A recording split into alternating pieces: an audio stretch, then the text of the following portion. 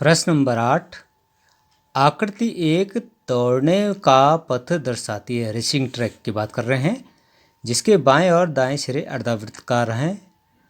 अर्धवृत्ताकार सिरे दिख रहे हैं इसमें साफ, लेफ्ट हैंड साइड और राइट हैंड साइड दोनों में। दोनों आंतरिक समांतर रेखाओं के बीच की दूरी 60 मीटर है। अब इनके जो बीच की दूरी है ये लगभग 60 मीटर है। यहाँ से यहाँ तक की दूरी 60 मीटर है तथा इनमें से प्रत्येक रेखाखंड 106 मीटर लंबा है। तो जो इसकी लंबाई है ये लगभग 106 सेंटीमीटर है, 106 मीटर है। ये यहाँ से यहाँ तक पूरा है 106।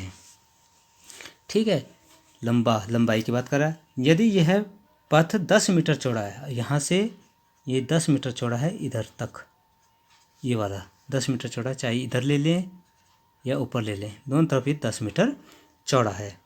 तो ज्ञात कीजिए कि पथ के आंतरिक किनारों के अंदर एक चक्कर लगाने में चली गई दूरी। मतलब यहाँ से हम अंदर ही अंदर इस पे दौड़ रहे हैं तो इसमें कितनी दूरी तय करेगा। तो आंतरिक पथ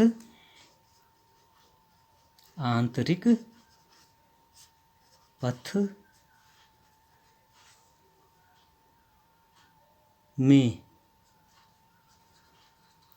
चली गई दूरी बराबर, तो देखिए 106 ये है, 106 है। ठीक है, ये दोनों को हम तो जोड़ देंगे, प्लस दो अर्धवृत्ताकार जो हमारे पास किनारे हैं इनकी परिधि लेनी पड़ेगी। तो आपको ये दिखाई दे रहा है यहाँ पे कि 106 है ऊपर है, 106 नीचे है। तो ये हो जाएगा 2 गुणा गया 106 प्लस 2 गुणा गया अर्धवृत्ताकार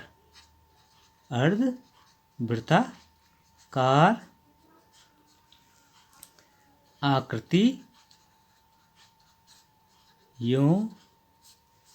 की परिधि, ये हमें लेनी पड़ेगी।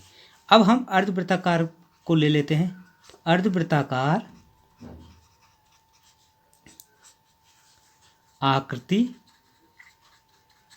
की त्रिज्या, परिधि हमें तभी पता चलेगी जब हम त्रिज्या प्राप्त कर लेंगे। तो आप देख रहे हैं ये पूरा 60 है, तो इसका जो आधा है यहाँ से यहाँ तक, यहाँ से यहाँ तक जो है पूरा 60 है, तो आधा कितना हो जाएगा 30। तो ये हो जाएगा 30 मीटर। तो परिधि क्या हो जाएगी, अर्धवृत्ताकार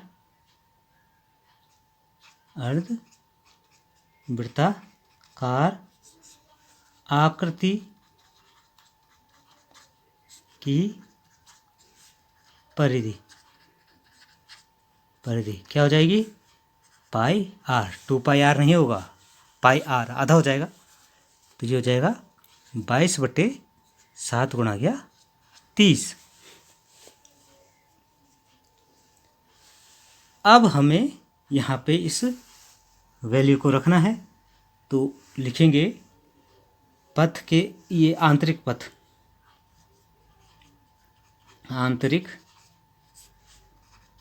पथ में चली गई जो दूरी है ये कितनी हो जाएगी। तो लिखेंगे 106 प्लस 1, ये जो समांतर रेखाखंड है इन दोनों को जोड़ देंगे। तो 2 गुणा गया 106 प्लस 2 गुणा गया 22/7 गुणा गया 30। इस वाले सूत्र को हम अप्लाई करेंगे जो हमने ऊपर लिखा है। तो ये हो जाएगा 106 का दुगुना हो गया 212, तो 212 ये हो गया, प्लस ये हो जाएगा 30 दूनी 60, तो 6 दूनी 12, 6 दूनी 12 1 13, तो 132, 1 0 लग जाएगा बट्टे 7। अब इसको लासापा लेके करते हैं,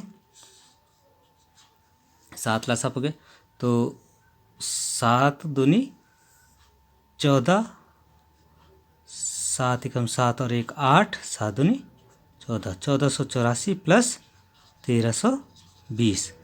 तो इनको जोड़ के हम लिख देंगे, तो ये हो जाएगा 0 का 0, 2 और 8 10 का 0, हासिल 1 14 और 14 28। तो 2804 तो ये आपके पास आ गया 2804/7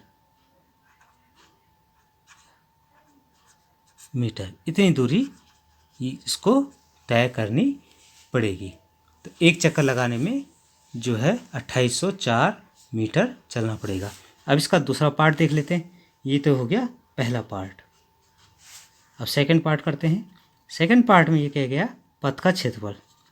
पथ का क्षेत्रफल, तो क्षेत्रफल क्या होगा? पथ का क्षेत्रफल आपको दिखाई दे रहा होगा कि हमें क्या करना पड़ेगा, जो समांतर पट्टियां हैं इनका क्षेत्रफल निकालना पड़ेगा। जो आमने सामने जो समांतर क्षेत्रफल वो पट्टियां हैं उनका क्षेत्रफल प्लस जो अर्धवृत्ताकार जो हमारे पास दो पट्टियां बच रही हैं इनका क्षेत्रफल, दोनों को जोड़ के हमें कुल क्षेत्रफल पता चल जाएगा। ठीक है, तो लिखेंगे वृत्ताकार भागों का क्षेत्रफल प्लस वृत्ताकार भागों के अतिरिक्त पथ का क्षेत्रफल।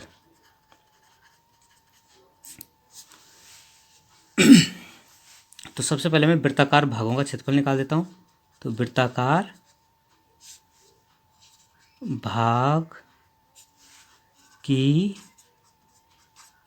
त्रिज्या, अब देखिए जो आंतरिक त्रिज्या है, आंतरिक यहाँ पे लिख देता हूँ मैं, आंतरिक त्रिज्या, इसको मैं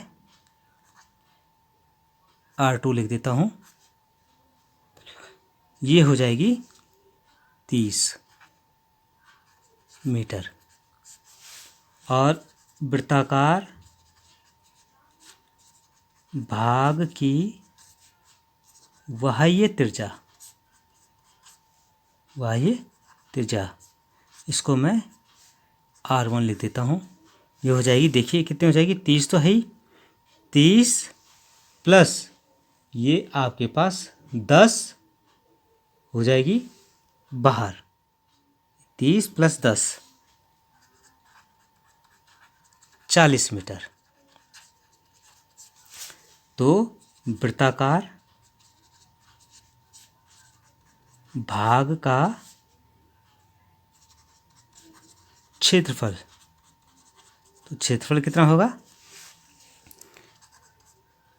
πr1 square minus πr2 square. Pi common ले लेते हैं, R1 square minus R2 square. इसको हम लिख सकते हैं पाई R1 plus R2, R1 minus R2, ए स्क्वायर माइनस बी स्क्वायर के फॉर्मूले से। तो ये हो जाएगा 22/7, तो ये हो जाएगा 40 प्लस 30, 40 माइनस 30, तो हो जाएगा 22/7 गुणा गया 70 गुणा गया 10, तो ये कट जाएगा 10 बार, तो ये हो जाएगा 10 10 की 100, 2200 मीटर स्क्वायर। तो ये हो गया आपके पास 2200। अब वृत्ताकार भाग के अतिरिक्त जो पथ है उसका क्षेत्रफल, तो वृत्ताकार भाग के अतिरिक्त पथ का क्षेत्रफल,